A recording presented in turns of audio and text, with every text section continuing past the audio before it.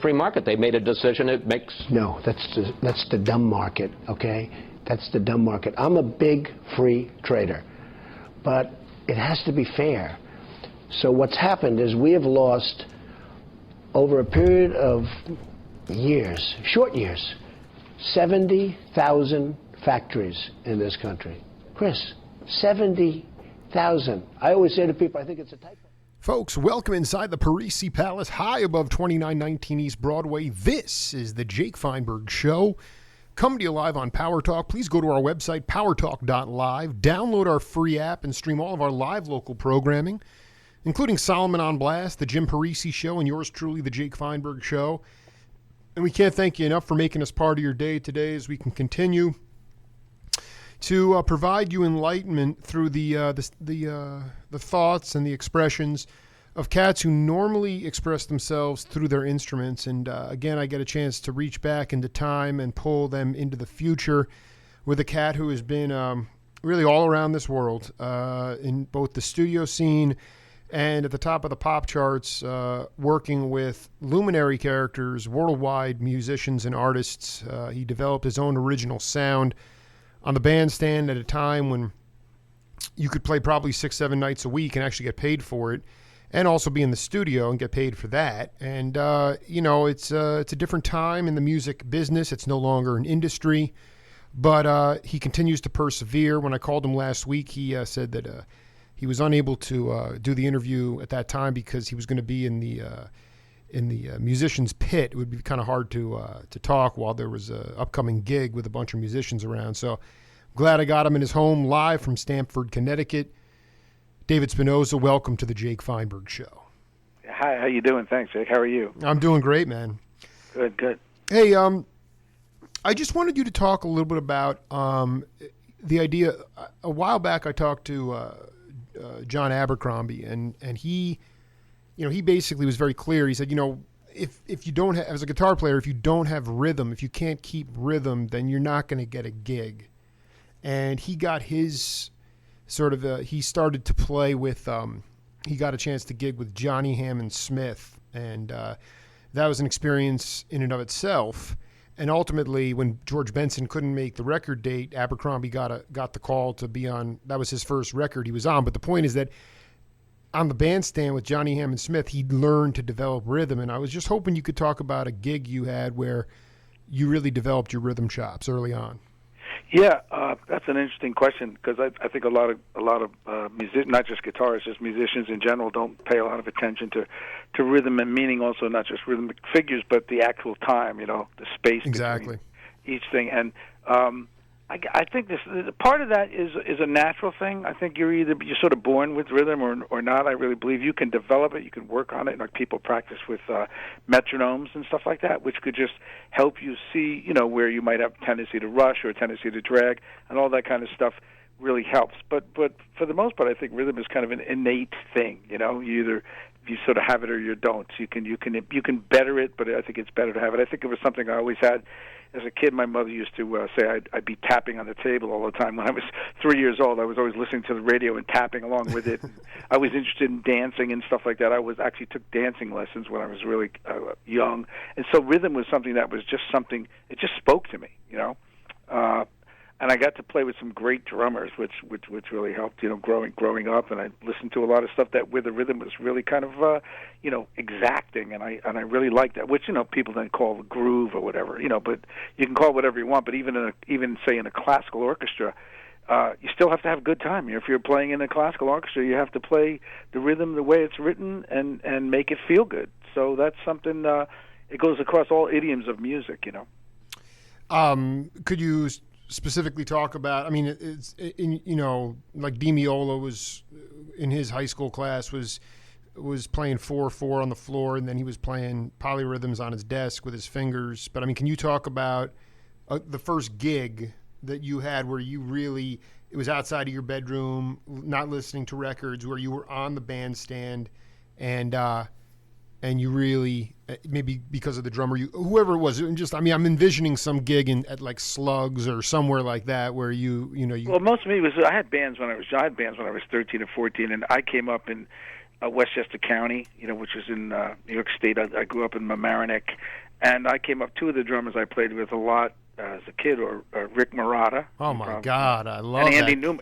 and Andy Newmark. They were like, a couple of the drummers that were in my band. And Rick had some ridiculous innate. Speaking of innate natural time, Rick didn't start playing drums till he was about 19 years old. He was a late bloomer, but he was in my bands when we were, younger and stuff, and he sort of went on to be who he became.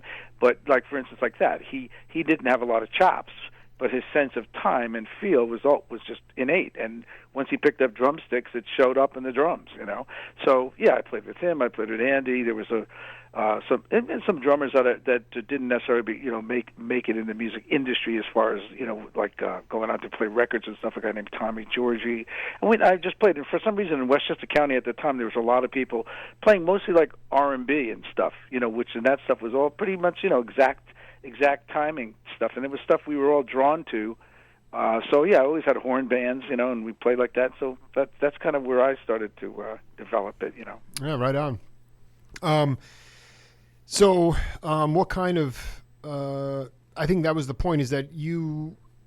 It said you were born in Portchester. Is that right? I was born in Portchester, New York. Yes. So did you wind up, catching the groups that would, the New Riders of the Purple Sage or the Grateful Dead when they came through there at that time? I didn't. For a professional musician, I have to admit I have seen very little shows live. I didn't go to that many concerts. I was always playing myself. I was gigging out when I was a kid. I really didn't. I know the Capitol Theater in Portchester, sure, which is now, from what I hear, is back.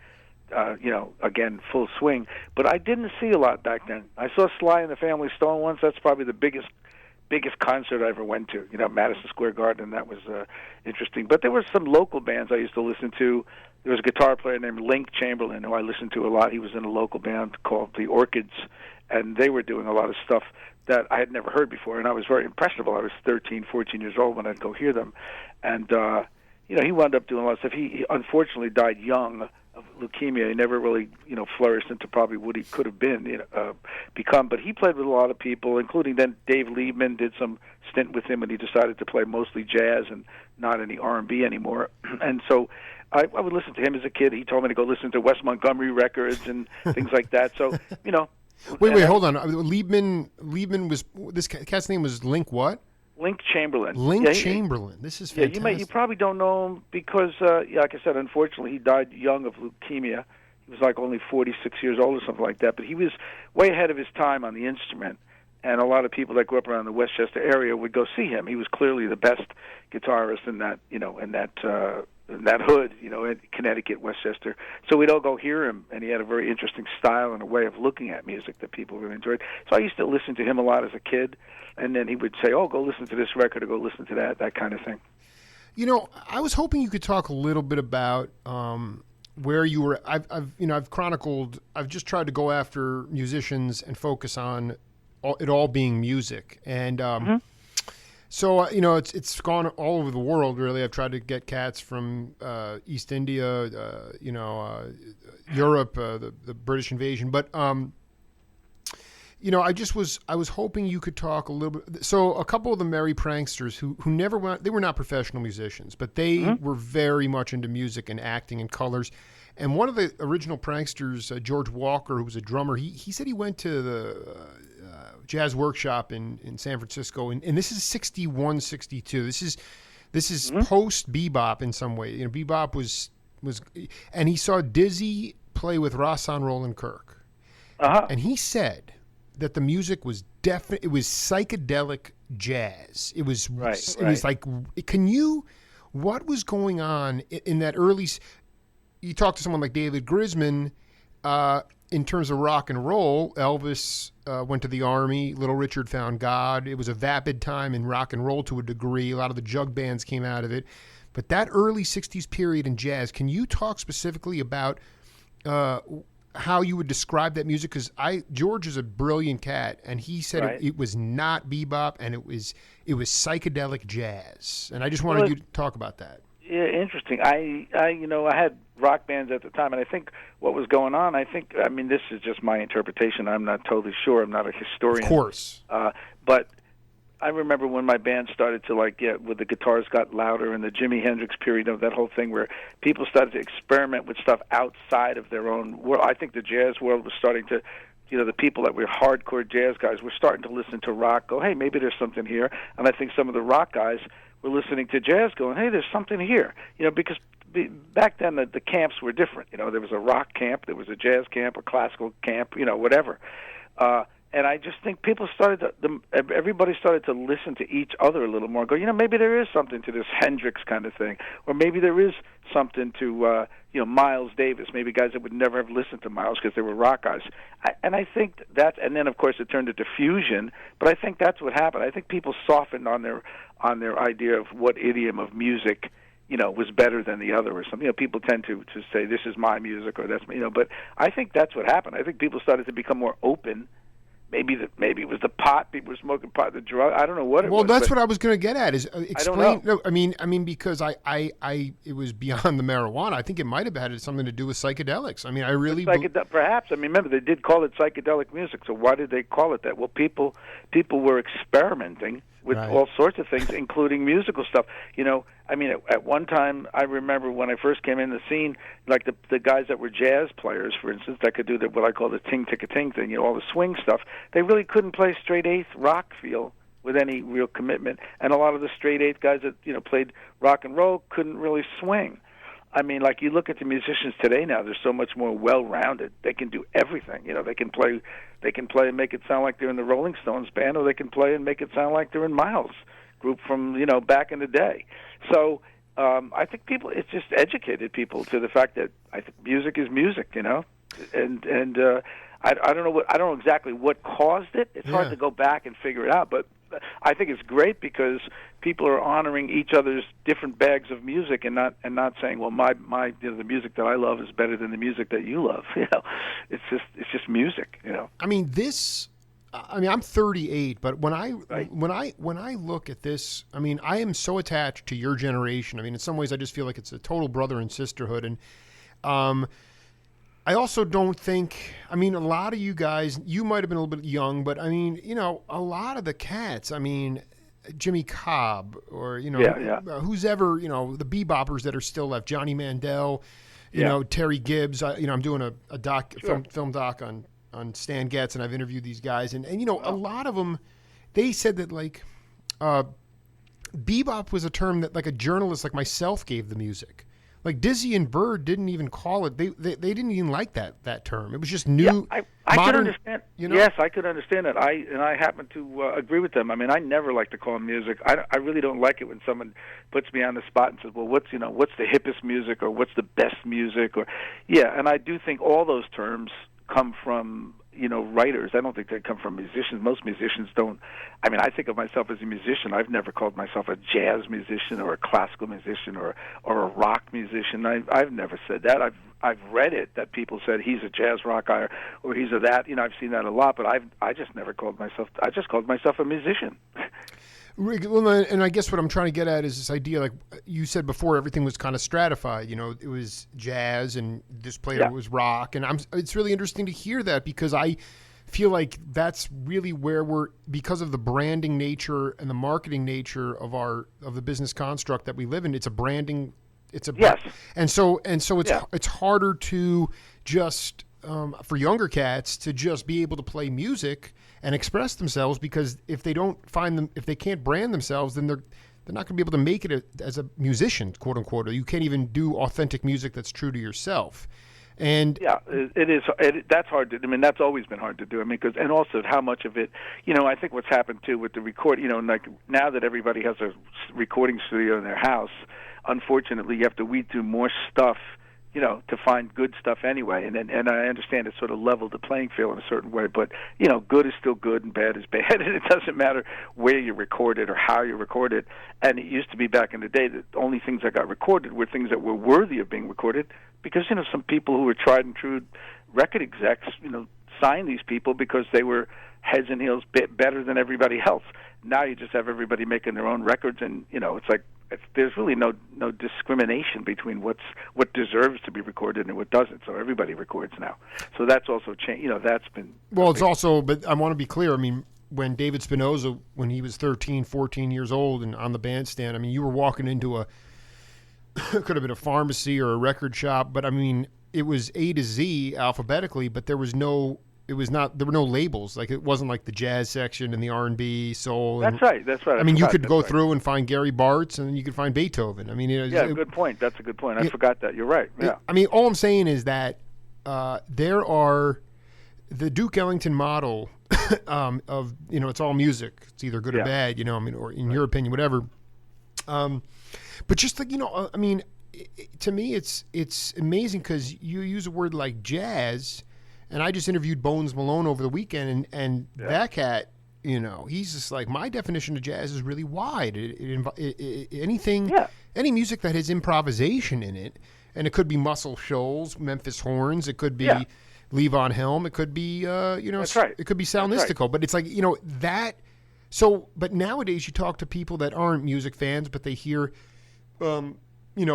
this kind of music, and they say jazz. What is jazz? They don't know what jazz is. I don't even know what that word means anymore, because this is really. Yeah, I'm not certain either, because I agree with it. Improvisation is improvisation. I mean, when you make something up on the spot, based on the harmonic structure of a song or whatever, you're improvising. So I guess you could call that jazz. I mean, all these words, words don't really define anything. People have said that it's really hard. I mean, if we could all agree on words, then lawyers wouldn't be arguing with each other all the time. Right. I mean, if everything meant something exactly, and and you could actually express the truth perfectly, and everybody gets it the same, then you know what? That would make life easy. But unfortunately, it's not like that. So we have all these code words like jazz, or what's hip hop, for instance. What the hell is hip hop? Right. What is it? What is it really? It's just a term. What does it mean? Is it a feel? Is it what's jazz? What's country? People say, oh, that's a southern country rock. What is that? Well, I mean, some of this stuff is. I mean, listen, acid jazz, Don Patterson, or these Oregon cats, Grant Green, Charles Kennard. There's no doubt. I mean, not put the smack aside. I mean, there might have been a fusion of psychedelics with people playing different kinds of modal jazz. I mean, that might have been accurate, but this is so important, Spinozza, because you come from this era of burning music. I don't care if it was whatever it was just burning. It was made, like as Art Blakey said so eloquently. My job is when those people come into the club or bar to see me is to wash away the dust of everyday life for these people. Now, music today. Okay, and not being too stereotypical, but it's clearly made for pacification. People hear smooth jazz and they think that's jazz. They hear Kenny G. Okay, so can you talk about the first time? I mean, there were cats that used to go to the El Matador in San Francisco. Guitar players who would go to see Wes Montgomery, and he'd have a cigarette coming out of his mouth and just be firing machine gun bullets of solos at people. And the guy was a welder, and he had like 8 kids, and it was. Can you talk about early on, like the idea of what it means in your mind to burn, to create burning music? Well, I don't know. I mean, I don't know. It's hard to explain how to create burning music. I mean, that's a term. I don't know what that means. I know what it feels like when you got to solo and you got to play extended solos through stuff, and people actually had the patience to listen and see what developed. I'm talking about going into a setting where, you get into an improvisational jam and get lost in it. And everybody's listening, and everybody's willing to allow other people to express themselves. Yeah, well, I think there was just more patience back then. Like, that's what it was. I mean, now people are just impatient. I mean, I think music has changed. The function of music in society has changed. That's right. From what it was. It no longer is like, oh, music's something to focus on. I mean, I remember when people started talking, when smooth jazz came out, and people started saying to me, oh, this is great music to talk over. And I thought, wow. When I was coming up, we didn't talk over music. We were pinned to the, if you put an album on, you listened to it from beginning to end. You didn't just listen to 2 seconds or decide, I'm going to cook, so I'm going to put on Kenny G and cook in the kitchen. Right. Talk to my wife. Right. It never had, and that's not to put down Kenny G, by the way. I mean, he's selling millions of albums, but it's just it's not a put down of Kenny G. But I'm just saying the function of music being the focus itself.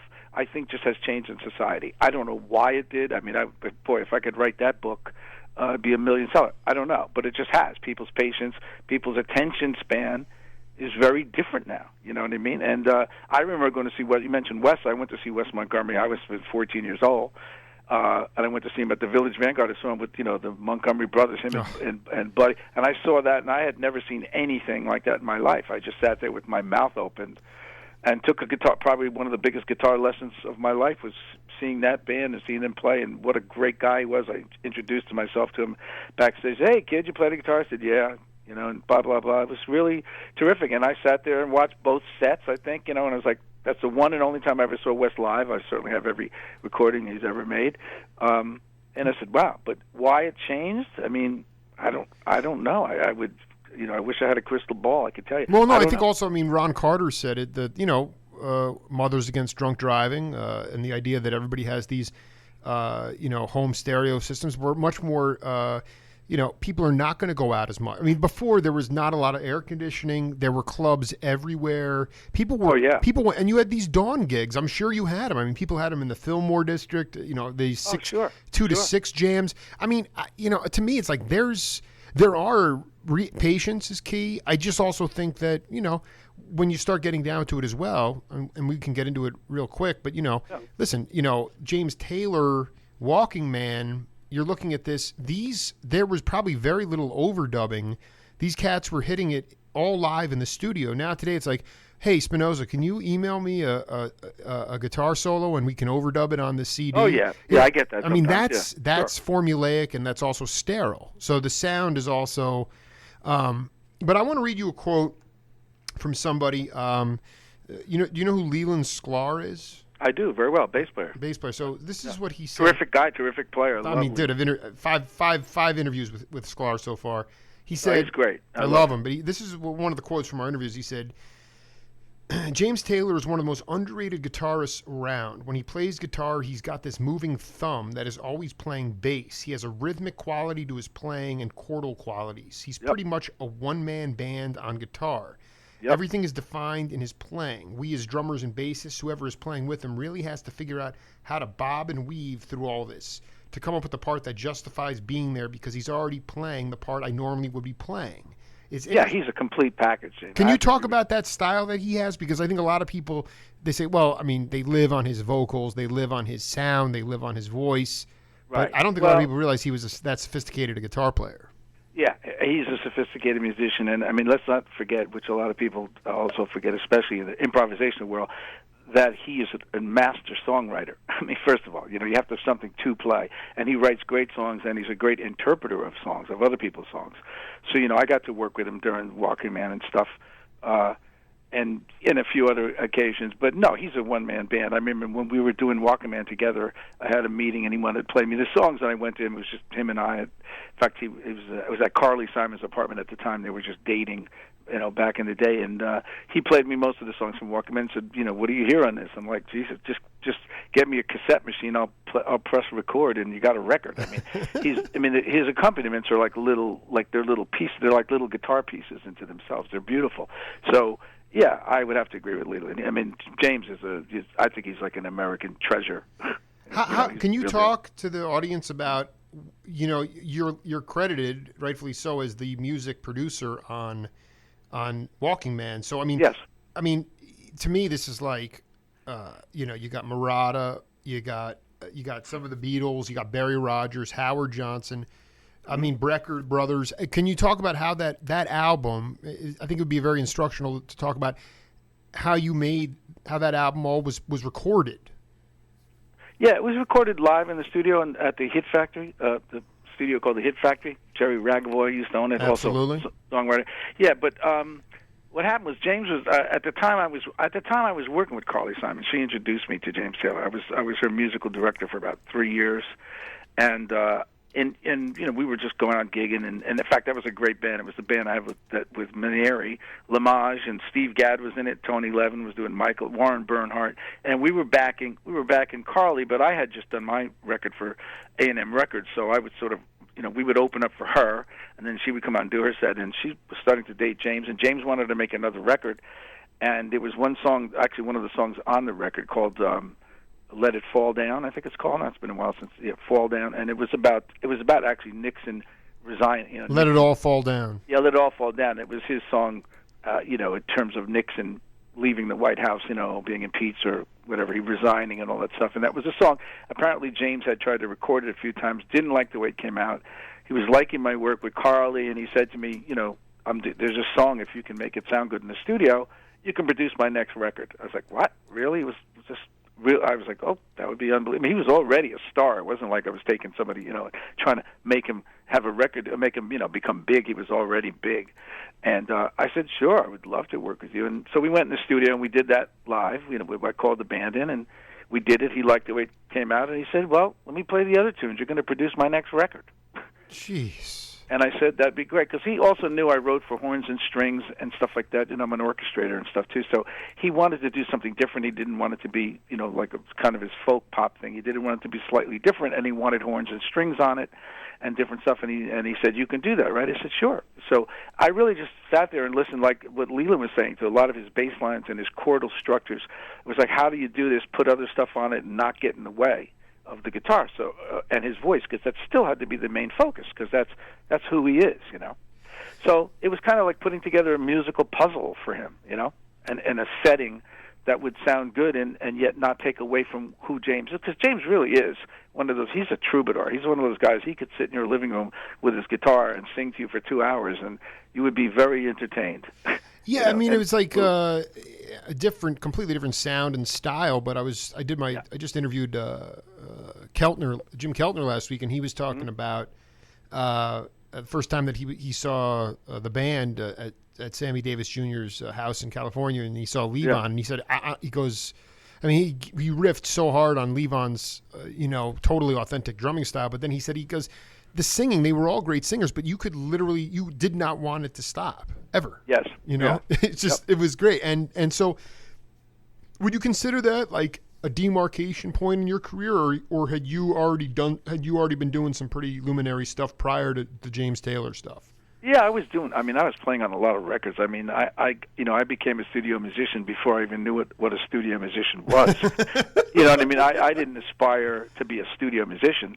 I just aspired to play the guitar, Right. Well, and I was always, always had horn bands. I was always writing charts for the horns. I was always interested in how music worked technically too, not just as a guitarist. Just what makes a trumpet sound like that? How do you write for trumpet? How do you write for tenor sax? What's a transposition? I was interested. I call it the musical forensics. The forensics. Absolutely. How it works on the inside. What's the range of a French horn? Why is it written in a different key? All that stuff. So I was always interested in that, and so I was just just doing that. I wasn't thinking about being a studio guy, and I wasn't even thinking about being a jazz guitarist. Like I said, people said, "Oh, you're a jazz guy." "Oh, you're right." I said, "I don't know. I was studying classical guitar at the time too. I was doing that. I was studying orchestration. Most of my bands were rhythm and blues bands. That was just the music I grew up playing.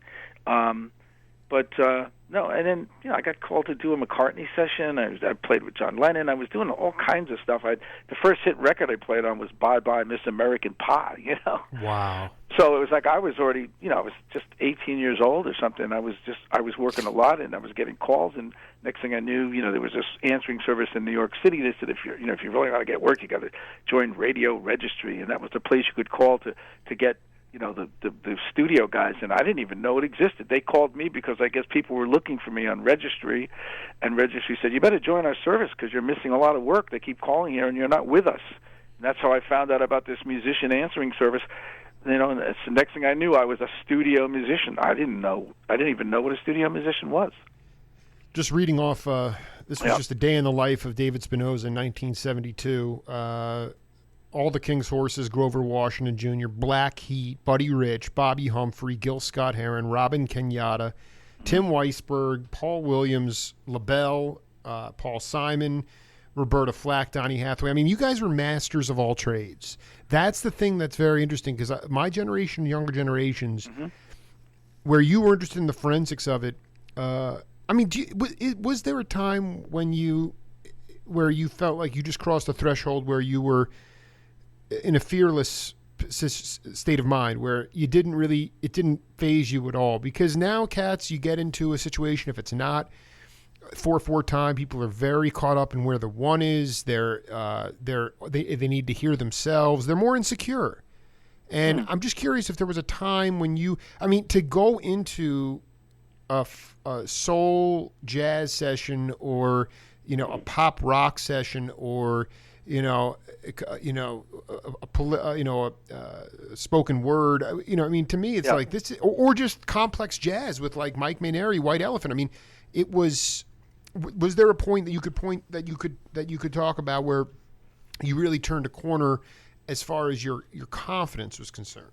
Well, I would say after about the first 4 or 5 years of playing sessions, I was fairly confident. But there was always one little fear for me personally, and it's probably different with everybody, was that, as you started playing dates, they would there were not a lot of rehearsals. You have to come in and sight read stuff, and my reading wasn't as good as my ears, so I was always studying to stay ahead of it. I kept worrying about that one session where somebody was going to come in and put a guitar part in front of me that I couldn't play and have to say, sorry, I can't do this, and, have to, remove myself from the session. That fear was always there. And not to make excuses, but reading on a guitar can be kind of iffy. Like when people say, well, can you read? It's sort of different. It's not like reading on a horn where you read one note at a time, and there's so many ways to do something on a guitar, so many different ways to finger something on different strings you have to choose. There's sometimes sight reading. When someone says, can you sight read? You say yes, but there's always that trepidation of, well, sight read what?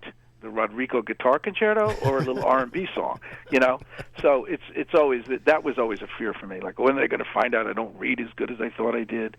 But I got, you get comfortable with the cats. You see the same people. Remember, day in and day out, I would see the same 50 musicians. I'd see the Brecker brothers. I'd see Steve Gadd. I'd see Rick Morat. I'd see Mike Mainieri. I'd see Chuck Rainey, and then Will Lee came out on the scene. And you see these guys, Anthony Jackson. We'd see the same 50 guys on every session. At one time I was doing probably 15 recording sessions a week. It could be Aretha Franklin in the morning and Les McCann in the evening, and the next day it's Roberta Flack, and then a jingle, play a commercial date. We go in and it's a track for whatever, Coca-Cola. There's an arranger and whatever. It was so many different styles of music, and you'd see the same people. After a while it became like a family of musicians that were doing a lot of this work in New York City. So I was fairly confident, but there were certain sessions where I sweated through a couple of guitar parts. I like, wow, I couldn't immediately read it. I had to shed it for a minute, and figure it out. I love this. This is because when I've done a couple interviews with Rainey. I was just wondering about your predecessors. Like, were they? Because Rainey said a lot of times, like cats like Everett Barksdale and other, the guys that preceded him. They'd be living out on Long Island, outside the city, and if there was bad weather, Rainey might get a call if one of those cats couldn't come in and do do the gigs. And I'm just wondering, was it? Clearly the guy's still smoking today, but like, was it Bucky Pizzarelli, Barry Galbraith? Who were the cats that kind of were the guys before you and in the studio scene before you became totally entrenched and first call guy? Yeah, well, that was those guys you mentioned are some of them, and then of course Eric Gale was the guy. I think a lot of my work came in because Eric either couldn't do it or there was a time where he went away. He was a terrific player and a very unique player, which is so funny. I was so naive because I was so young when I got called. I didn't even know who Eric Gale was. So I remember playing on some R&B dates, and Bernard Purdy would be playing drums, and Chuck Rainey, and it'd be either Richard T. or I can't think of some, and Paul Griffin. I'd play on some of those dates with those guys, and they would make a joke. Oh, Eric, watch out! This guy, Dave Spinozza, and I didn't even know who Eric was. I felt like an idiot because I didn't even know who he was when I was getting called when he couldn't make it, but. And I think part of the reason I was getting called to, I don't consider myself a virtuoso guitar player. It's just that I was doing a lot of different styles, and the styles were changing. A lot of the jazz guys back then, the hardcore jazz guys, were the rhythm section guys in New York City, and they were playing the big, L5 kind of boxes and stuff. I came in with a Telecaster. I could play, I liked country, jazz, and stuff too. So I was playing country music, I was playing jazz, I was playing rock, and I could read. So I think that kind of put me in a place where I could get more different types of calls, because a lot of the guys that just played, nobody was playing light gauge strings yet or any of that stuff. I was bending the strings and playing blues and all that kind of stuff, and a lot of the guys weren't. So I think I filled a little a position that hadn't been really filled, and that's why I think I got a lot of work. Not that I'm not saying I'm a bad guitarist, but there's guys who just specialize in certain things and they're virtuosos at it. I was never that guy. I was always somewhat of a chameleon, and I think they were looking for that. Oh, so, I mean, but you're nailing it. Eric Gale, when I talked to Phil Upchurch, I think Phil said the only other cat who played lead electric guitar and lead electric bass on albums was Eric Gale. Yeah, he's terrific. He was a very creative guy, Eric. I mean, really. I mean, I didn't even know this, too. He went down to New Orleans to record with Alan Toussaint, too. I never knew that either. Heavy cat. Yeah, I'm going to put a piece of music in here, and, let's see where it goes, and then we'll come back and break it down. Sure, man.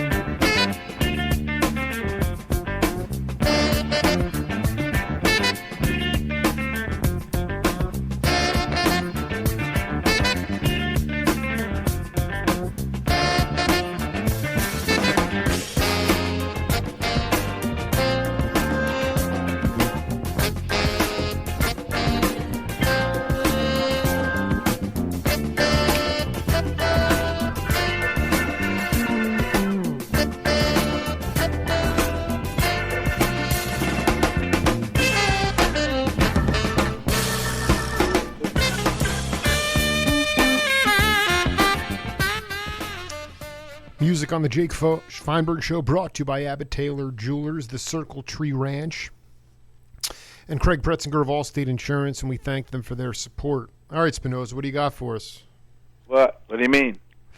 Well, you have any idea? I mean, I know we didn't stretch out in that song, but I just I'm curious if you were able to detect maybe possibly the session. I know you've been on millions, thousands. I don't remember that whatsoever, to tell you the truth. Okay, that was Ga Gang Gang Goong, Rusty Bryant, 1973. And that's off an album called, and I just had it up here. Let me see here. And where did you get them? Are you sure I played in that? Because sometimes I notice, even you go online now, you see these credits that sometimes are not accurate. So I don't even recognize that. No, it was called. It was. I'm going to bring it up in a minute, but it was just. It was definitely on Prestige, an album. You're credited as playing guitar on that as well.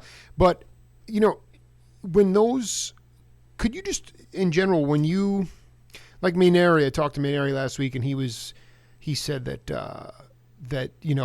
because he was producing and arranging a lot, he had access to the studios, so he'd call up cats like yourself and say, "Hey, you want to come jam tonight?" And but I'm just wondering if you could talk about like outside of after a long day in the studios, like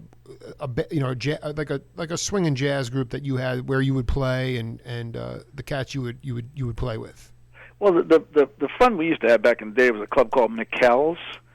I don't know if you heard about that joint. Maybe. Oh, is that where Stuff played? Yeah, Stuff used to play there, and yeah. So I used to go there and play there with John Tropez and Will Lee, and when Steve Jordan was just coming up. I met Steve Jordan when he was like my age. He was when I started. He was the next young guy, I think. After me, he was like 17 years old or something. We used to play there. I'd go there in 7th Avenue South. We'd go down there. That was a great hang at the Brecker Brothers Club. down in Seventh Avenue. That was a real fun place to play. But once I was got really busy, to tell you the truth, I was not one of those guys that had to like play every night and play music all the time. I mean, on the weekends, I was really into like I'm a sort of a skier, and I used to race dirt bikes in the woods on the weekends and stuff. I was not a guy that when I wasn't working was hanging out in jazz clubs or something like that. I just, I was working enough, and I really didn't do that. That wasn't my scene. I'm looking here. It's Rusty Bryant, Until It's Time for You to Go, 1974. Bernard Purdy, Wilbur Bascombe, Horace Ott. It was a Horace Ott session. Oh, Horace, yeah. And then David, truthfully, it's Spinozza and McCracken. So whoever was playing that little, I want to believe, I want to believe it was you. It could have been Huey playing it. Actually, that's what you're saying. Because I did a lot of sessions with Huey. I did a lot of sessions with Horace. Horace Ott called me for a lot of dates. Back in the day, he was like one of the guys I worked for religiously. So I probably am on it. I just didn't recall that particular song you're just playing. What made Horace Ott a great arranger? I mean, it seemed like he came out of this idea of like post. It was post bop. It was Ray Charles. It was rock. I mean, well, he just had a real good. He had a, I considered him like a really good R&B arranger. He was a very musical guy, and he wrote for horns really well. I don't know where he learned to do it. He probably went to college or something, music school. I don't know, but he was. He just was very tasty with writing for horns and strings. Good leader, really good band leader for R&B stuff mostly. I did with him. So yeah. Unbelievable. Can you, my show is predicated on the 4 L's, and one of them is leadership, and I'm curious about your concept of leadership, and also what are some of on the bandstand, what are some of the most valuable, nuanced qualities of leadership that can be displayed? On the bandstand? Yeah. Well, one thing, I certainly like leaders that don't get rattled. A lot of times you see leaders that think that leading is you have to lead with an iron fist and make everybody uptight and all that stuff. I think it works against musicians to do that. Even there's conductors that believe, even in the classical world, there's conductors that think you have to really stay on the orchestra to keep them playing. And they run an orchestra like it's an army. I don't like. I actually like leaders that have their shit together, they're not fearful themselves, so they don't make the band fearful, because I think people play better when they're not afraid. Can you give an example? Well, that is an example. No, I mean like of a leader you worked under who didn't get rattled. Who didn't get rattled? Oh, like Arif Mardin, producer. Leader, is he still around, or is he gone now? No, Arif passed away. But you remember? You remember a time when he potentially could have, or someone else could have gotten rattled, and he just stayed with it? Well, I've worked with Quincy Jones when Quincy was in town. He's one who, to me, just he kept the session. He had that ability to make you want to play for him. Not only was he a good musician and a great producer and arranger, but he had that personality that he made you want to perform for him. And that's a great quality, in a leader. Some leaders, I think, that, like I said, that lead with an iron fist. It's a difference between, demanding your attention and commanding it. As a leader, so what in terms of, I guess the other thing is nonverbal communication. To me, we live in a very, like you said, lawyers control everything now, and a lot of things are we lean on words and we parse words, but on the bandstand, there's not a lot of talking. I would love you to talk about a time when you when you experienced some leader, maybe you were the one that was leading, but you did it in a nonverbal fashion. Yeah, I don't, I haven't had a real lot of bandstand stuff, because for the, last 40 years, once I stopped having my bands as a kid, I was always in the studio. So most of my leadership stuff would be how people led recording sessions, because that's really most of my experience was that. Horace Ott was good at keeping a session going. Like I mentioned, Arif Mardin, Quincy, people like that. Those are the leaders I've worked for. I don't have a lot of bandstand, stuff, because I didn't do a lot of playing live. I wasn't on the road very much. Right. This is fascinating stuff. You got to remember, most of my experience of playing is for microphone and a producer. Microphones, producers, and other musicians in a recording studio in a very controlled environment. I don't have a lot of bandstand stories, because I didn't do a lot of bandstand playing. But what David Spinozza did do was a lot of studio. That I recognize. That's me. You know what it is? This blew my mind because it says Spinozza played guitar solo on Dr. John's hit "Right Place, Wrong Time." I interviewed Leo Nocentelli. I don't know if he told me that. I just think Who did you interview? I'm sorry. Oh, I'm sorry. Yeah, Leo Nocentelli was the guitar player in the Meters. Yes. Well, I only played the solo. There's a whole story behind. Please tell the that. story. Please tell the story. Yeah, the story. It's a very actually funny story, but I only played that guitar solo. All the rhythm stuff you heard in the opening and throughout the rest. The whole record is the Meters, I believe. Absolutely. Yeah, that's right. Yes. And what happened was I was at Atlantic Records one day, and I used to do a lot of sessions with Dr. John, back then, which I didn't even know he was Dr. John. That's so funny. I used to, I called him Max. His real name is Mac Revenack. Of course. So I used to work, Which albums were you with him on?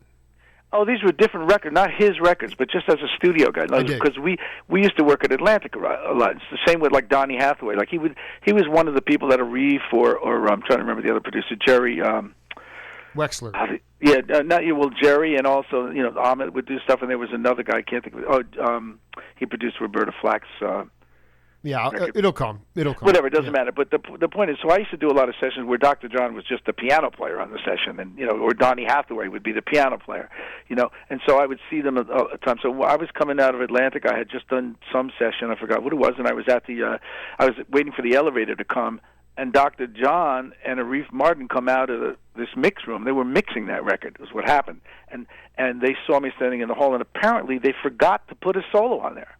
So they were getting ready to mix the song, and then when they got to that section, they realized that there wasn't a solo. And if I'm not mistaken, it was going to be a sax solo, not a guitar solo. But they came out because Dr. John was only in town for a while, and they had to finish mixing the record. So I was standing at the elevator. I said, "Oh, Spinozza, you got a minute? Could you come in and throw a solo on this song?" And I just said, "Well, actually, I was on my way to a jingle date. At this point, I was mostly doing commercials, and even the recording scene was changing a little bit. And I was on my way I had like 20 minutes to get someplace, those are the days where you could jump in a cab in New York and actually get someplace. Exactly, in 20 right. minutes. I had like 20 minutes, and I said, "Listen, I got 20 minutes." They said, "Oh, come on in, you'll hear it. Let's go." So I go into this little mix room. It wasn't even the big recording studio, and there was a little Fender amp in there. So they said, "Just plug in here." They threw a mic on it. I plugged in. They keyed it up right to where the solo was because so I never heard the whole song. They keyed it up. And they said, "You'll hear it. It's in the key E flat. Give me like a blues kind of solo." So I took the guitar out of the case. I had it in a soft gig bag. I took it out, and I remembered that my G string was like out of tune because the tuning pegs had gotten moved while it was in the case. I wasn't really even tuned up yet. So I said, "Well, let me hear it, and I'll play along." And I'll see, and then I'll do a take. But I got to go. They said, "Fine." So I put the headphones on. And I played that solo, and then and one of the notes that to me this day is hard for me to listen to, I felt like I overbent it to some note I wasn't trying to bend it to because I thought the string was out of tune. I was messing around. So then I tuned up. I said, "All right, let me try one." And they said, "No, that's it. It's magic. You got to you're done." Right. Said, it's no. always the first take is always the best, right? No, I don't know. Yeah. I don't have that belief. I don't share that belief. Mm-hmm. Sometimes it is, sometimes it isn't. But they just they sometimes the first take is whatever. But I guess it worked in this instance. You know what I mean? Sometimes it takes 100 takes to get something. Yeah, no. But every now and then there was this one part where it just sort of sounds like very Hendrix-esque. It just kind of goes off. Well, it was, but it wasn't because I was trying to do that. It was one of those weird, like, happy accidents or something. But they heard it. I didn't hear it. I was sort of embarrassed by it. So, well, let me try another one. They said, no, that's it. You're done. So I remember leaving the studio sort of, dejected because I thought, well, I think I could have played something better than that. But cut to, like, this is such a New York story. Cut to, like, 3 months later, I'm in the back of a yellow cab going to some other session, and I got 3 guitars hanging off me because I used to bring 3 axes to the session. So, and that song comes on the radio, but I don't recognize it because I've never heard it. I've only played the guitar solo, and I never heard the song. That is so funny. So I'm in the cab, and this cab driver looks at me, and it gets to the solo section. He says, "Oh, you'll appreciate this. You're a guitar player. I see you're a guitar player. This is my new favorite guitar solo." And he turns it up, and then I recognize it, that it's me, and I go, "Oh my God." I wasn't trying to be an egomaniac, but it's just like knee-jerk reaction. I just went, "Oh, that's me." He goes, "Yeah, right, buddy," and he turns it off. He turned it down because he thought I was full of shit. Oh my God! This is why I do my show, man. I mean, I went to Tower Records, or not Tower Records. I went to Colony Shop, that place where we used to go years ago, and I bought the record so I could hear it because I had never really heard it. And I almost heard it in the back of the cab, but the guy thought I was lying. He just, yeah, right, buddy, turned it down. Yeah, that's you, sure. David Spinozza. I mean, this is.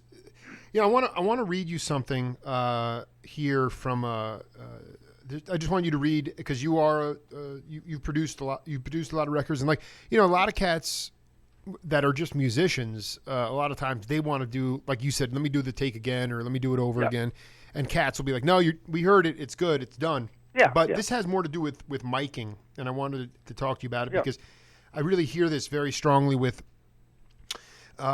I've been kind of obsessed with the idea of, this pocket of time before I was born, the early 70s, and it's it's not analog to digital, it's how you mic. What I've learned is it's how you mic the stuff. And I just want to read you this quote from studio drummer David Kemper.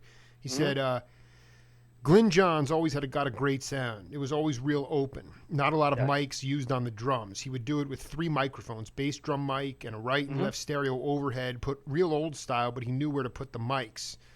And so what the older guys would do, they would set up a room full of musicians and they'd see who needed more bass or more treble.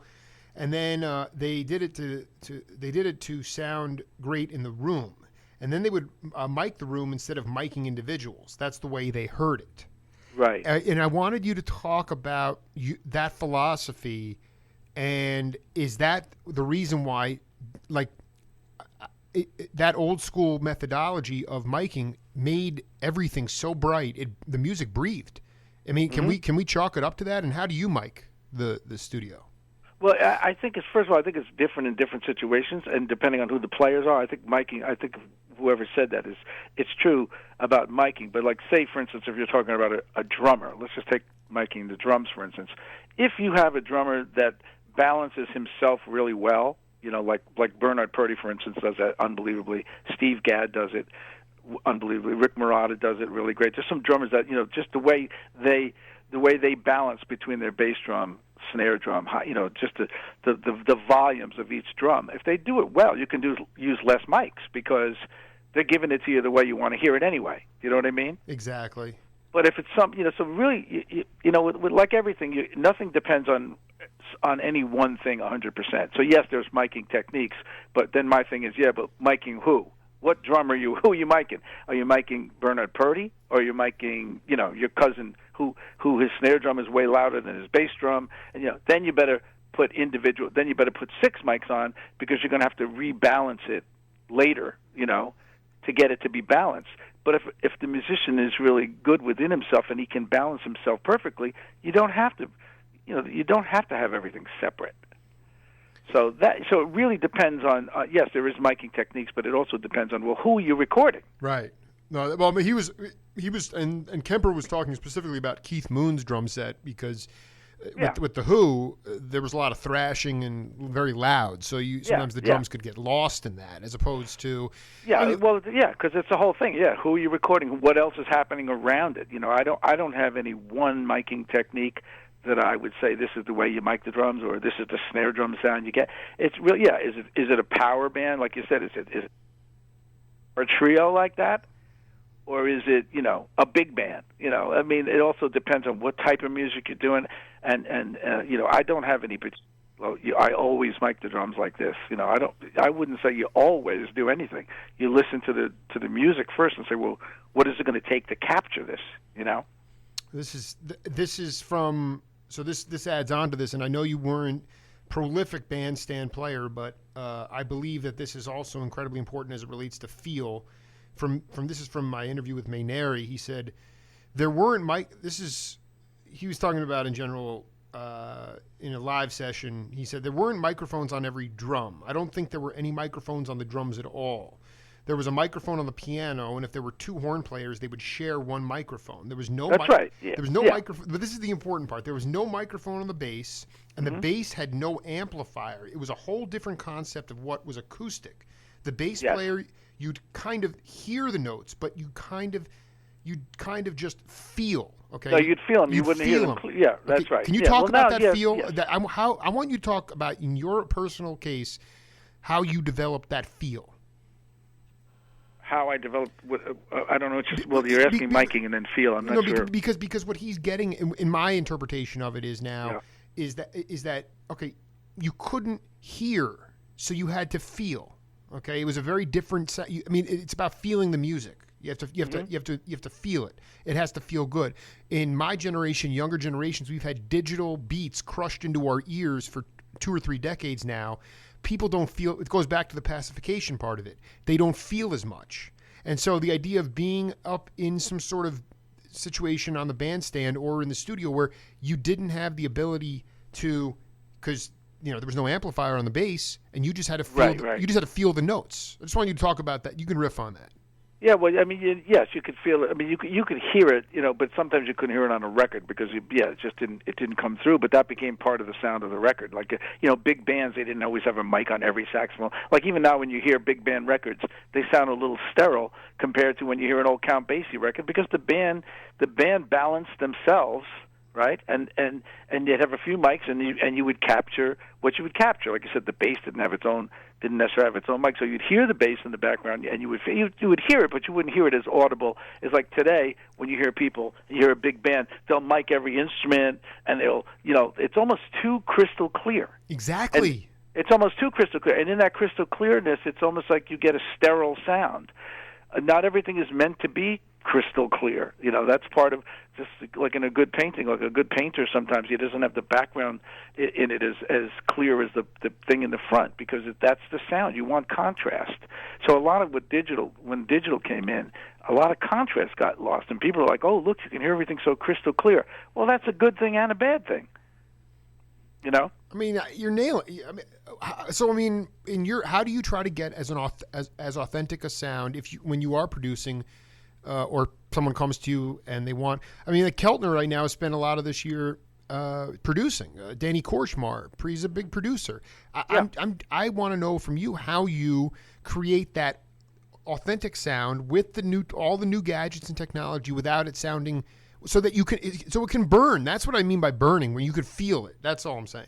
Yeah. I don't know, because after a while that gets to be like a concept. How do you get that? And it's different to everybody. But for me, I don't get into everything having to be close mic'd so that you have 100. You have this 100% control over every single instrument. Yeah, you want to have control, but it's not. It's not necessary. If it sounds good in the room and you've got enough mics up and it sounds good, you hit record and you get what you get. You don't. You can play with it. The thing about today's technology is you can edit it till you're blue in the face. You know what I mean? With all the stuff that you can do, you can keep working on stuff until it's never done. So I don't get that crazy about it. If it feels good, record it, and own it and say this is what it is. Put it out that way. Don't be afraid of it. Did you can you talk about? I'm serious. I don't know why I've had this record several. I only collect vinyl, but I've had this record several times, and I don't have it in my collection right now. But it's one of the most emotional albums, and I just would love you to talk to me about your experience playing on the Extensions of a Man album with Donnie Hathaway. I mean, that's funny you mentioned that because that's one of my favorites of him too, and he was one of my favorites. I cry when I listen to that, and me too. When I see Spinozza, I'm like, there's Spinozza again, Yep.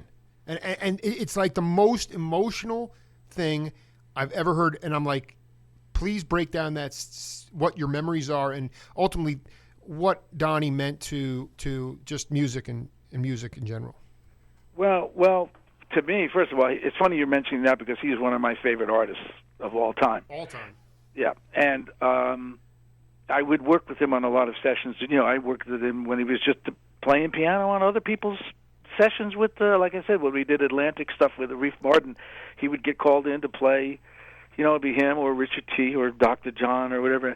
And I did a lot of work with him, and he had asked me to play on that record of him, and I really didn't know his singing that well. I knew him mainly as a piano player, and I didn't know his songwriting that well. So when he asked me to work on that record, I was thrilled, and it's one of my favorite records, and he's one of my favorite, singer-songwriters.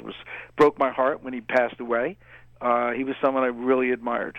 And I think that the record, his version of "Song for You," for instance, is probably one of my. It's hard for me to even listen to it. It's so emotional. I mean, it is the most. I don't know I love the Lord.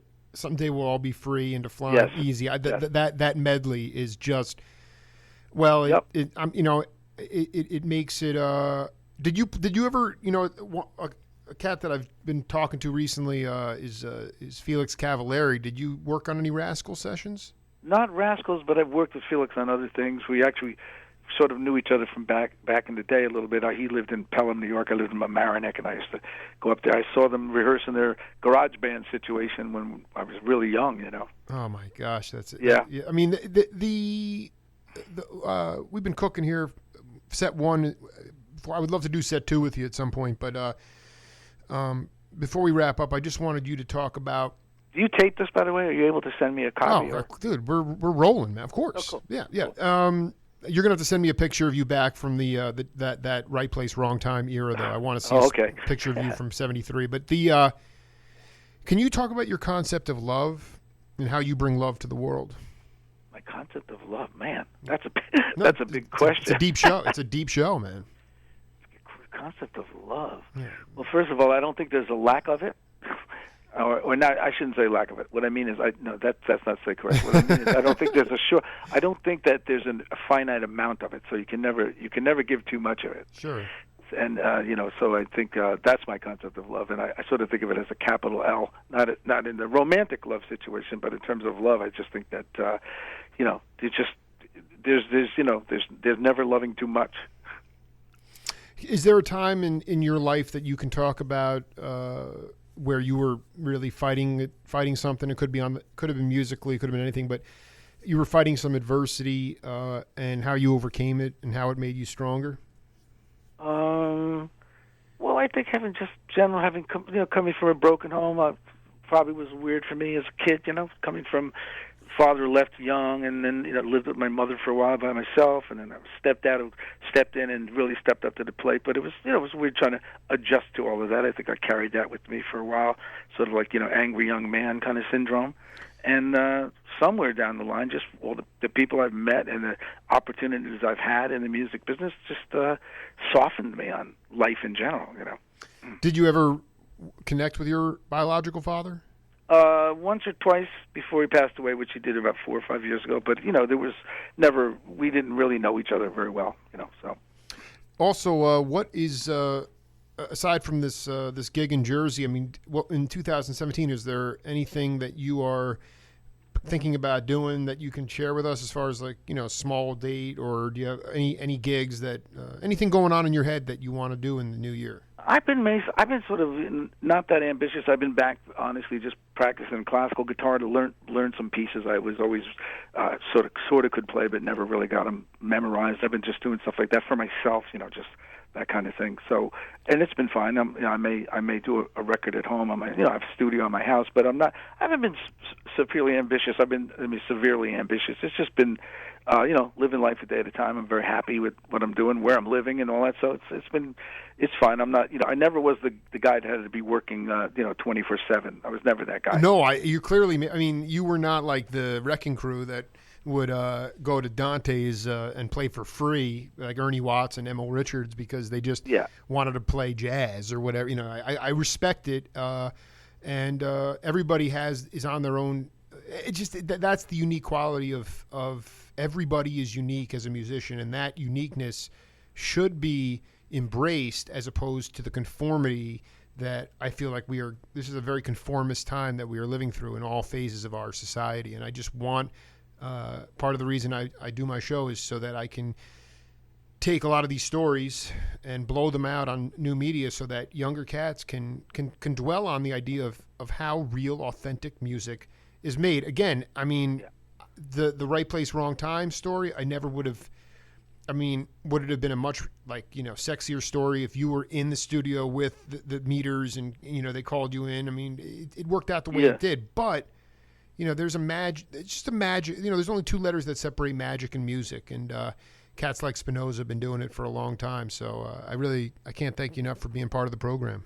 Well, thank you for asking me. It's been a journey. It's been great. Can you later on, can you connect me with Murata? I certainly could. Yes. Okay, great. I want to make sure to get to everybody. Life is fleeting, but we'll do set 2 maybe come New Year. We got more to cover. All right, sounds great. All right, brother. Have a great day. Right, thank you. You too. Later on. Just talked to David Spinozza, decorated studio musician. We ran through a few songs there, but that didn't even do justice to it, really. I mean, he's been doing it forever and still comfortable in his own skin, which we all are trying to get to. That's it for the Jake Feinberg Show. We'll be back tomorrow with Elliot Glicksman, who is spearheading the third annual Tucson Jazz Festival, as well as Lynn Davis and Steve from the Jewish Community Center, and they will be previewing the film festival at the Jewish Community Center coming up in January. Until then, we're going to rejoin the Jim Parisi Show in progress. Does the president-elect believe that Russia was trying to muddy up and get involved in the election in 2016? Number one,